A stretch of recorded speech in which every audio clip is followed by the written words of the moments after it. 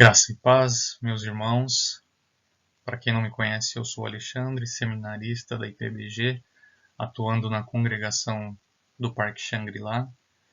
E é uma alegria, uma honra ter essa oportunidade de fazer esse estudo com vocês. Apesar da distância, apesar de não poder olhar para vocês, matar a saudade, mesmo assim é um privilégio para mim compartilhar algo que Deus tem trabalhado no meu coração, tem me ensinado. E eu queria compartilhar com vocês, mas antes queria orar. Pai amado, nós te louvamos, nós bendizemos ao Senhor, porque o Senhor é o nosso Deus, é o nosso refúgio, a nossa fortaleza. O Senhor é um Deus que anda conosco, ó Pai, que está ao nosso lado, que está nos guiando, ó Pai, nesse momento em que vivemos de tribulação, com essa pandemia, com toda essa dificuldade. Pai, nós sabemos que o Senhor está conosco, que o Senhor está nos guiando, que o Senhor está nos sustentando, nos instruindo através da Tua palavra. Pai, nós podemos ver, ó Pai, o agir do Senhor, ó Pai, o cuidado do Senhor sobre as nossas vidas. E nós te louvamos por isso, Pai. Peço que o Senhor cuide de cada um dos meus irmãos, que o Senhor traga a eles a paz que excede todo entendimento, a sabedoria que vem do alto, ó Pai, e o amor de uns pelos outros, que nós possamos nesse momento, Pai, nos unir, ajudar-nos uns aos outros, para que não venhamos desfalecer pelo caminho, Pai, mas confiar no Senhor. Derrama sobre nós da sabedoria do Senhor, ilumina nossa mente, ó Pai, quebra o nosso coração, nos faz olhar para o Senhor, Pai. Essa é a nossa oração, é o nosso desejo, Pai, no nome de Jesus. Amém. Irmãos, nesse momento que nós estamos vivendo essa pandemia, toda essa dificuldade, principalmente pensando aqui do nosso contexto igreja, né? A gente vê que essa impossibilidade de estar nos reunindo num templo, né? Indo ao templo como de costume para cultuar o Senhor, para encontrar os irmãos, isso daí, esse fato de não podermos estar juntos, não podemos ir ao templo, isso levou-nos à obrigatoriedade de pensar ou repensar sobre a igreja, sobre como que a gente vive nesse momento específico e também nesse momento do século XXI, nesse tempo em que a gente vê muitas dificuldades para a igreja avançar, mas ao mesmo tempo também muitas coisas novas, como essa comunicação com a tecnologia. Então nós precisamos pensar, né, em desenvolver novos paradigmas, novos modelos para a igreja na cidade. A gente vai pensar aqui em alguns paradigmas e principalmente três. Para determinar essa relação da igreja com a cidade, a gente precisa olhar e entender que predomina três paradigmas ou três modelos na dinâmica dessa relação, né, e os desdobramentos para a missão da igreja na cidade. Né. Então a gente vai destacar três modelos: o convencional, o consumo e o missional, que é a proposta de uma igreja missionária, uma igreja centrada na missão. Tá? E eu queria deixar claro assim, que não é uma crítica à igreja local, à nossa igreja, nem à nossa denominação, a IPB, e nem a outra denominação qualquer, mas uma análise, uma constatação a respeito de como muitas igrejas estão agindo ou não estão repensando esse momento, não esse momento específico da pandemia, mas esse momento da pós-modernidade que a gente está vivendo, como que a gente está pensando a relação, né, da igreja com a cidade. O primeiro paradigma, então, que a gente vai trabalhar, o primeiro modelo é um modelo convencional, talvez onde a maioria das igrejas se encaixa. Né? E o primeiro ponto que a gente vai falar é sobre a eclesiologia. Né? Esse paradigma convencional ele tem uma eclesiologia estabelecida pela tradição. O que isso quer dizer? Aqui eu não estou falando contra a tradição, não estou falando contra a nossa tradição reformada, teológica, né, calvinista. Não estou falando nada contra isso, nem contra o nosso modelo de governo presbiteriano e nem contra a constituição da nossa igreja. Mas aqui eu estou pensando especificamente, isso vai ficar claro conforme os outros pontos forem entrando, que o que eu estou querendo dizer aqui com a eclesiologia é mais essa relação do pastor com os membros e a visão de missão da igreja. Basicamente é isso que a gente vai ver. Então, se você lembrar alguns anos atrás, ou se você não é da IPB, você for procurar a história, né, como que a nossa igreja chegou no Brasil, ela é uma igreja antiga, né, chegou em 1859 com o Simon, né, um missionário americano. E aquele contexto, a maioria da população era rural, né? Então a igreja foi plantada aqui num contexto rural para o missionário americano. Então ela sofre diversas adaptações para se moldar esse formato que a gente tem da IPB. E aí se estabelece uma tradição, né? Uma eclesiologia, que talvez nós estejamos carregando até hoje, né? Então, uma realidade que era, na sua maioria, rural, né? Hoje é o contrário. A maioria dos brasileiros vive num contexto urbano, né? Então, só isso já seria um fator para a gente repensar essa questão, né? De como foi estabelecida essa relação da igreja, pastores, membros, missão. E a gente vai ver que isso, a nossa igreja, a nível nacional, assim, ela ainda é muito guiada pelo que começou, pelo início do trabalho, pela forma de trabalhar do século passado. Aqui eu destaquei já 3 pontos de uma vez, porque eles estão interligados, né? Nesse paradigma, o líder ele é visto como um capelão hospitalar. Né? O que isso quer dizer? Eu vou trazer essa figura do hospital, né? Ou uma metáfora, assim como nos outros paradigmas. Aqui o líder, o pastor, vamos pensar, é visto como um capelão, como alguém que vai até os membros, né? Que são vistos como pacientes. E o papel desse líder, desse pastor, é ir lá e confortá-los, né? Como se os membros da igreja tivessem internado num hospital, estivessem precisando ser visitados e assistidos imediatamente, porque eles precisam ser confortados. E o papel do líder se restringe muito a isso, a ir até essas pessoas, né, os membros, que aqui está colocado como pacientes, e confortá-los. E a concentração da relação do líder com o povo, do líder com os membros, a sua maior parte está na visitação. Né? Está na visitação. Não que a visitação seja algo ruim em si mesma. Né? A visitação é algo necessário, algo que o pastor precisa fazer, mas aqui nesse paradigma ela é o centro da relação com o pastor, é a visita. A avaliação do sucesso dentro desse paradigma é manutenção do bem-estar de todos. Né? Se todos estiverem bem, se todos estiverem bem instruídos na palavra, se todos estiverem satisfeitos com as pregações, se todos estiverem satisfeitos com as programações, se todos estiverem bem, então está tudo bem, a igreja está indo bem. Né? O sucesso é avaliado por isso. O resultado esperado como comunidade foi o efeito ônibus celestial. O que seria esse efeito ônibus celestial? Os membros da igreja estão somente esperando a volta de Cristo, que vai vir, né, e colocaria a igreja toda dentro desse ônibus celestial, né, a igreja espalhada pelo mundo, e nós seremos levados para o céu para viver eternamente com Cristo. É claro que a nossa esperança, ela realmente está na volta de Cristo, em que nós estejamos com Ele por toda a eternidade, no novo céus e na nova terra.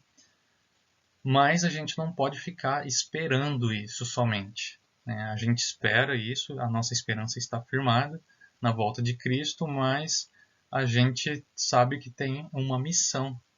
Né? Então a gente não está simplesmente esperando Jesus voltar, mas cumprindo a missão que Cristo nos deixou na terra.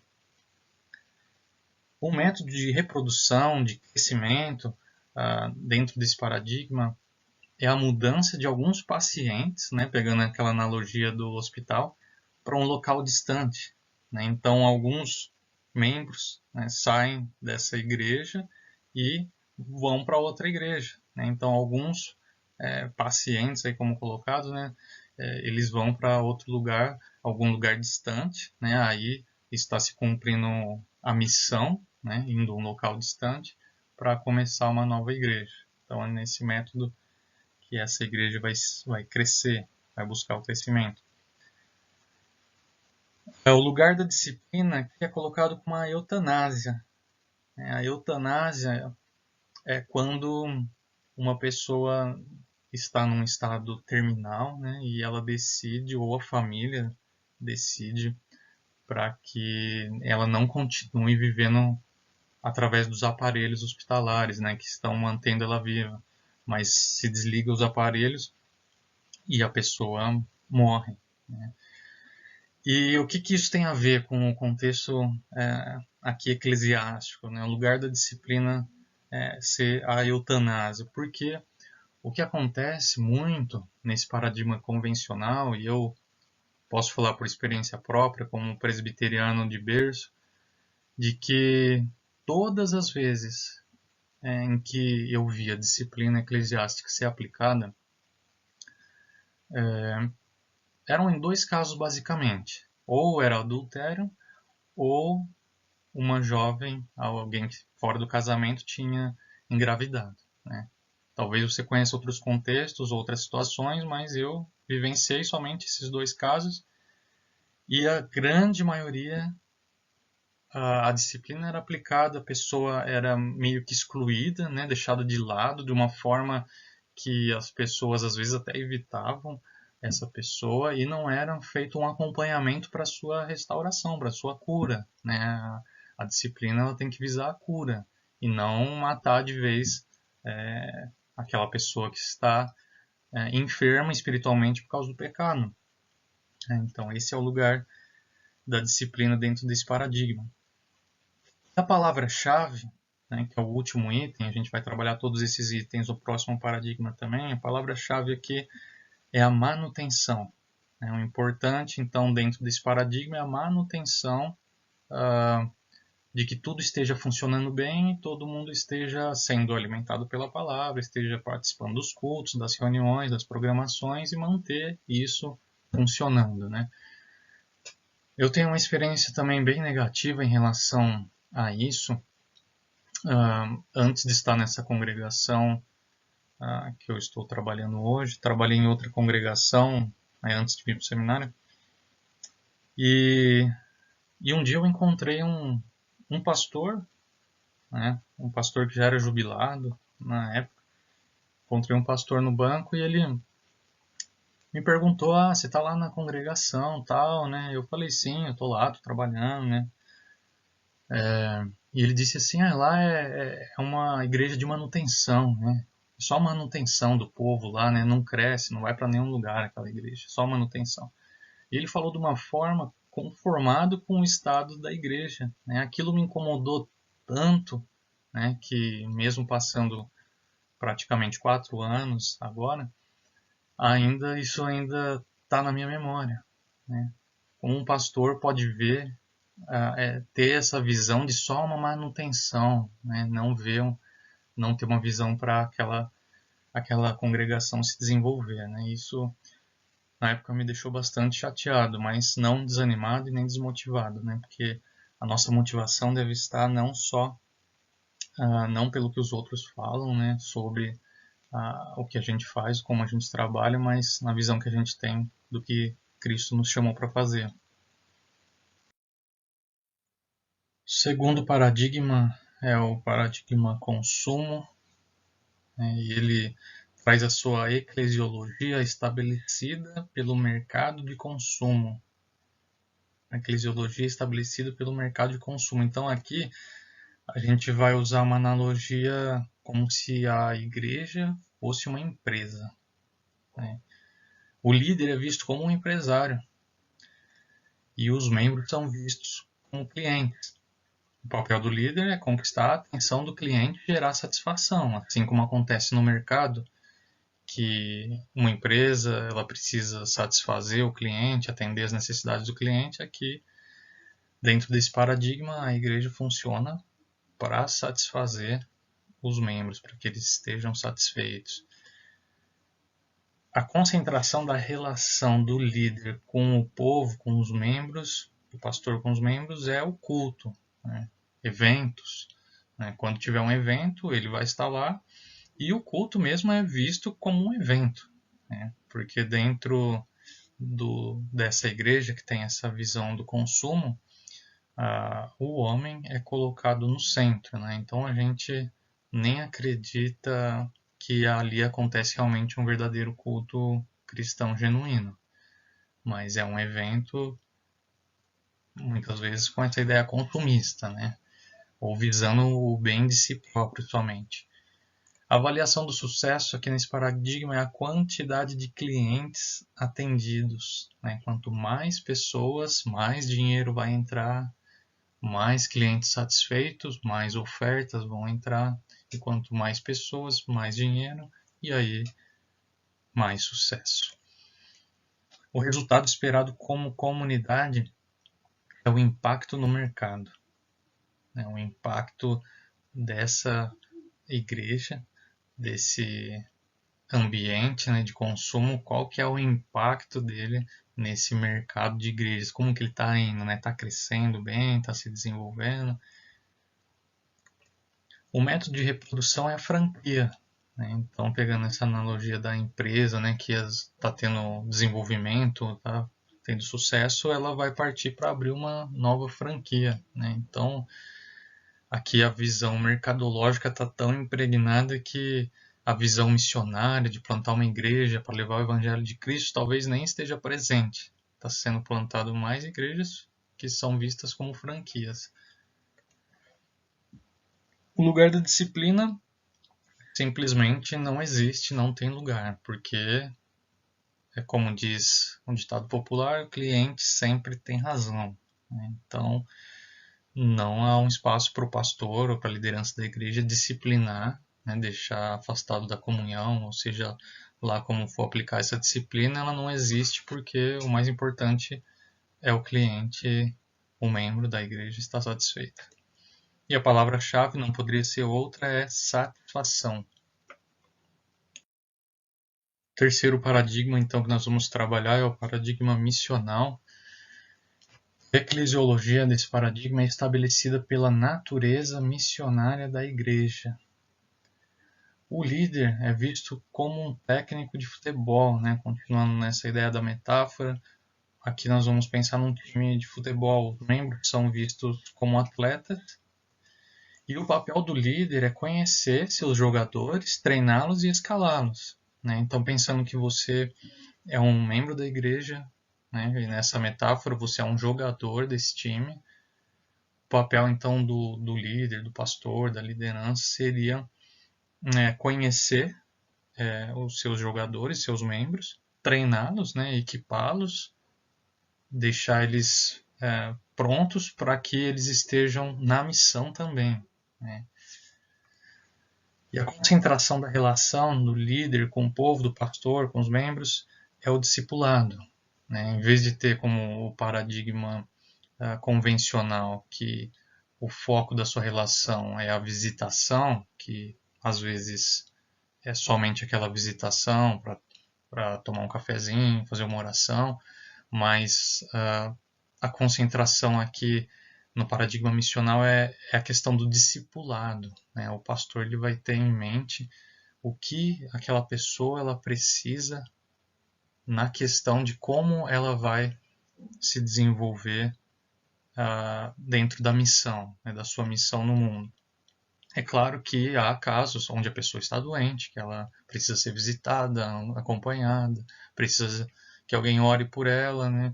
Mas esses casos são exceções, né? A maioria da igreja não está doente, a maioria da igreja não tem uma necessidade específica de que o pastor esteja semanalmente na sua casa. Então, essa questão de relação do pastor ou até a liderança da igreja, de toda a igreja, quando essa visão é aplicada, não somente fica a cargo do pastor, né, essa questão do discipulado, né, porque o discipulado nada mais é do que você andar com alguém, viver de uma forma que a sua vida esteja baseada na palavra, refletindo os frutos de alguém que é seguidor de Jesus e que você fale sobre a palavra de Deus. Às vezes o discipulado é visto como um programa, né? A gente vai estudar esse livro aqui, 13 lições, no término você vai estar discipulado. Acabou, agora você passa para um outro nível. Não, o discipulado ele vai ser feito durante a nossa vida, o tempo todo, com diversas pessoas, não só de horário marcado, né? Com o estudo de um livro específico, mas a gente olha de uma maneira mais abrangente, né? Esse discipulado. A avaliação do sucesso no paradigma missional é a qualidade do time e resultados nos jogos, né? A missão. Esses jogos seriam a missão. O que a igreja está fazendo como missão, qual é o resultado do que está sendo feito, e não olhando daquela forma só com programações, eventos, mas a missão, a sua vida em missão.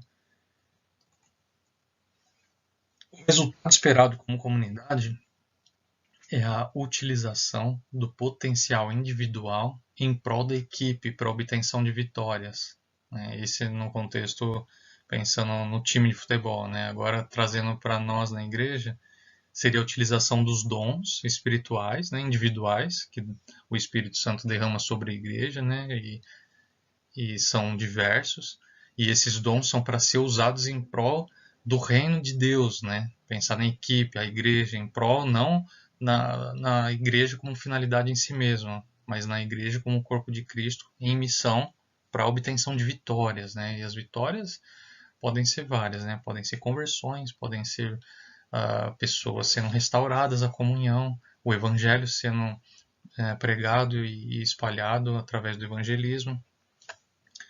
E isso sempre pensando no cotidiano da igreja, na vida comum da igreja, não somente através de programas, eventos com hora marcada. O método de reprodução dentro desse paradigma é o pensamento assim, muitos jogadores para um só time não dá. Precisamos plantar novas igrejas, precisamos de novos times. Enquanto algumas igrejas crescem muito e pensam que elas precisam ampliar os seus templos para que caibam todas as pessoas lá dentro, outras igrejas têm a visão de que se toda a estrutura física dela está ocupada, então é a hora talvez de plantar uma nova igreja. E essa seria a visão missionária, o método de reprodução mais adequado para que se plante novas igrejas. O lugar da disciplina aqui é o banco de reservas. Na nossa igreja, na igreja presbiteriana, a pessoa fica afastada da comunhão. Vamos pensar que ela está no banco de reservas. E esse é um momento para um despertamento espiritual, aprendizado, amadurecimento. E o time, os outros irmãos que não estão disciplinados, eles devem se achegar a essa pessoa e ajudar ela a ser restaurada. Se a pessoa não saiu da igreja depois da disciplina, provavelmente é porque ela está arrependida e ela quer ser restaurada na comunhão. Então, não é o momento da igreja julgar e condenar a pessoa e não dar o suporte e o acompanhamento que ela necessita nesse momento tão difícil da sua caminhada cristã. Então, a gente vê que essa disciplina de forma bíblica às vezes não é aplicada da forma correta e a pessoa acaba ficando de lado e não acontece o seu desenvolvimento e o seu amadurecimento. A palavra-chave aqui não poderia ser outra a não ser missão. A missão está no centro do que a igreja deve pensar e se mover em direção a esse objetivo, em cumprir a missão que Cristo nos deixou na Terra. A missão que Jesus deu à igreja. Esse texto é muito conhecido nosso, Mateus 28, 19 e 20, Eu separei duas versões, talvez as mais utilizadas na nossa igreja, a nova versão internacional à esquerda e à direita, a Almeida Revista e Atualizada. Então, um texto que a gente usa bastante para falar sobre missão. Né? E aí a gente precisa dar uma olhada no texto original. Eu gostaria de fazer algumas observações em relação a isso, né? A questão da ênfase, e para isso é importante essa análise. Eu quero que você me acompanhe. Eu quero ler o texto com você na versão Almeida Revista Atualizada. Diz assim: Ide, portanto, fazei discípulos de todas as nações, batizando-os em nome do Pai, do Filho e do Espírito Santo, ensinando-os a guardar todas as coisas que vos tenho ordenado. E eis que estou convosco todos os dias até a consumação do século. O que eu queria destacar aqui, irmãos, em relação aos verbos, que como na versão em português a gente vê esses dois imperativos, no grego a gente não vê. A gente vê somente um verbo no imperativo, né? Que aí é o fazei no português, né? Mas aí no grego está destacado embaixo. E somente em todos esses versículos, nesses dois versículos, em todas essas palavras, somente essa palavra está no imperativo, né? O imperativo, esse modo, ele não só denota uma ordem expressa, mas no grego ele também tem uma função de dar ênfase, né? Então a ênfase aqui nesses versículos é essa parte, né? Fazer discípulos, né? Esse verbo no imperativo, fazer discípulos de todas as nações. E o id aí, ele tem uma ideia de enquanto você vai, né, enquanto você está indo, enquanto você está vivendo, andando, cumprindo a missão, façam discípulos. Essa ideia que traz, e é muito importante essa ênfase, né?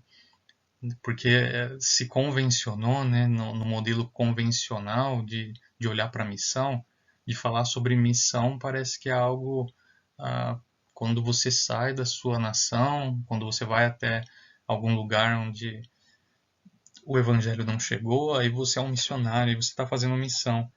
Se convencionou isso por causa do modelo que se adotou quando a igreja americana, a missão americana ainda estava aqui no Brasil. Se combinou o seguinte, né, que os missionários americanos iam ficar responsáveis pela expansão da igreja presbiteriana no Brasil, pelo Brasil, onde não havia igrejas, e os brasileiros, pastores brasileiros que estavam surgindo, missionários, evangelistas, ficariam responsáveis pelas igrejas já existentes para manter, né? Usavam essa palavra, né? A gente vai cuidar da manutenção enquanto a missão americana vai plantar novas igrejas. Né? Então houve essa distinção antes, que é uma distinção equivocada, porque fazer missão, né? Esse ir, né? Não é simplesmente para uma pessoa que deixa sua nação ou seu contexto para ir para outro lugar, mas enquanto você vai, você faz discípulos. Né, e isso de todas as nações, né, claro, porque o evangelho tem esse alcance mundial. E aí mostra como essas pessoas vão ser inseridas no corpo de Cristo, né, batizando-os em nome do Pai, do Filho e do Espírito Santo. E o que vocês vão fazer? Jesus falando para os seus discípulos: vocês vão ensiná-los a guardar todas as coisas que eu tenho ordenado para vocês. E aí, no final, ele deixa uma promessa confortante para a igreja. E eis que estou convosco todos os dias até a consumação do século. Ao meu ver, irmãos, essa é uma das promessas mais consoladoras que há na Bíblia. Saber que Jesus está com a gente até o dia da consumação dos séculos, da sua volta para reunir a igreja, que é a nossa esperança. E enquanto isso não acontece, a gente está em missão no mundo, a gente está pregando o Evangelho, vivendo o Evangelho, e isso todos os dias. E você pode ter certeza, todos os dias Jesus está com você. Né? Mesmo nesses dias de pandemia, em que a gente está repensando o nosso modelo de igreja, nosso conceito de missão, nosso conceito de comunhão. Então é muito importante a gente lembrar que a gente tem Jesus Cristo andando ao nosso. Irmãos, um livro muito interessante, bastante profundo e direto nesse tema do discipulado é esse A Treviça e a Videira. É uma recomendação que eu queria fazer para vocês de leitura, quem se interessar nesse assunto, né? E eu creio que deve ser do interesse de toda a igreja. Separei esse trecho aí dele. A igreja sempre tende em direção ao institucionalismo e à secularização. O foco muda para a preservação de programas e estruturas tradicionais e se perde o alvo de discipulado. O mandato de fazer discípulos é o critério que determina se nossa igreja está engajada na missão de Cristo. Estamos fazendo verdadeiros discípulos de Jesus Cristo?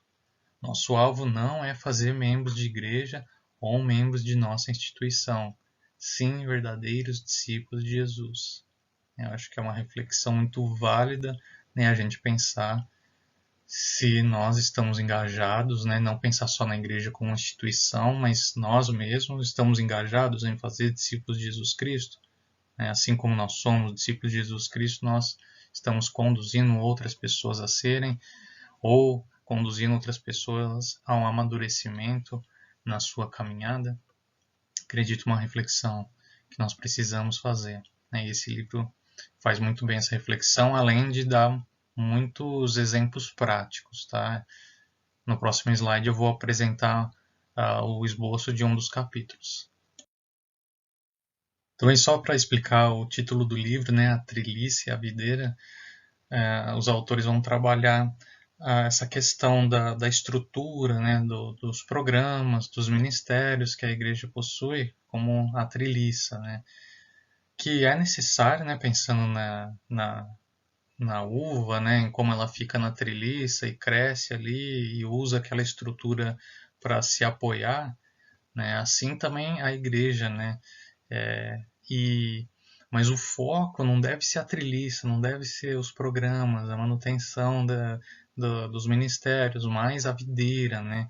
As pessoas que estão sendo trabalhadas na vida delas, como as pessoas estão, né? O foco aqui nesse capítulo 2, que a gente vai apresentar o esboço, o foco está mudando dos programas, ou seja, da estrutura da treliça, para a videira, né, para as pessoas, para o evangelho sendo desenvolvido na vida das pessoas, pela missão se desenvolvendo através da vida da igreja.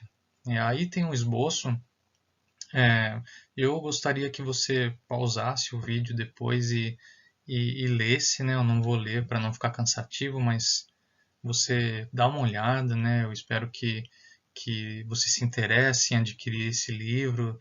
É um livro muito importante que talvez ajude você a entender melhor essa relação da missão e a igreja e o seu papel, né, como membro do corpo de Cristo, tá? Então, que Deus te abençoe. Espero ter, de alguma forma, trazido alguma informação que possa ter te ajudado, ter abençoado você, que você possa crescer e se desenvolver no conhecimento na graça de Cristo, possa estreitar sua relação com Deus através da comunhão com a igreja e da missão. Quero orar com você mais uma vez.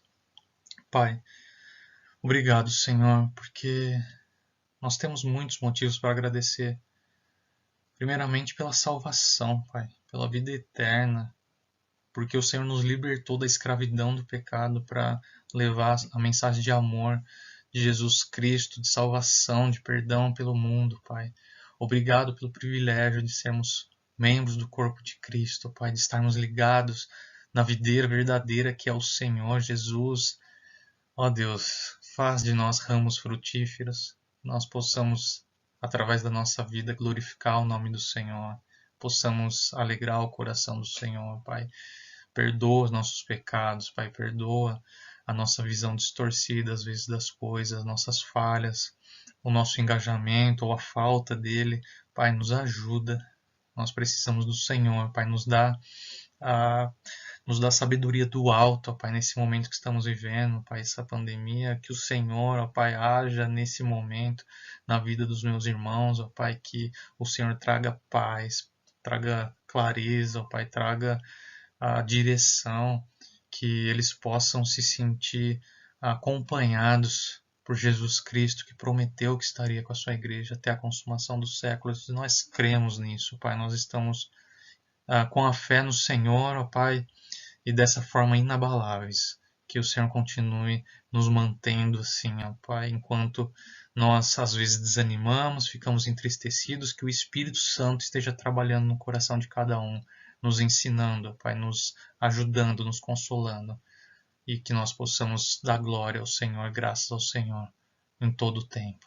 No nome de Jesus. Amém.